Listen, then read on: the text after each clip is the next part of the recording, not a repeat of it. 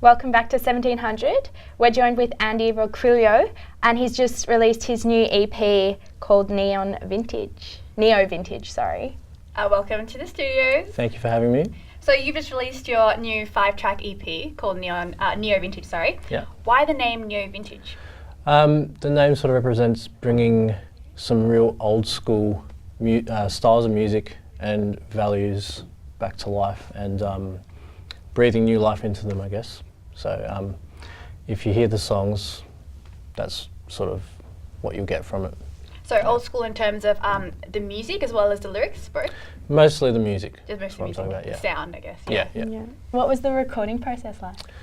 Well, I actually recorded a lot of it at Toyland Studios in Northcote, and then I got to work with David Briggs from Little River Band. He did the mastering, so that was an amazing experience to work with someone so experienced. And he's a legendary Australian musician, so yeah, it was a great learning experience. So this is your first ever official kind of recording of your EP? Yes, it's my first solo recording, yeah. What was the experience like? Was it what you were expecting it to be like? Well, I have recorded demos and things like that before, so I was as well prepared as I could have been. Yeah. So yeah, everything went to plan.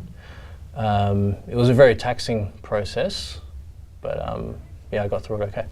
Yeah. Do you have a favourite track on the album?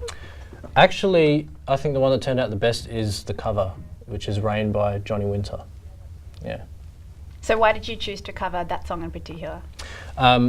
Because it represents probably the sound that I'm sort of most going for, which is sort of like an 80s driving blues rock kind of sound.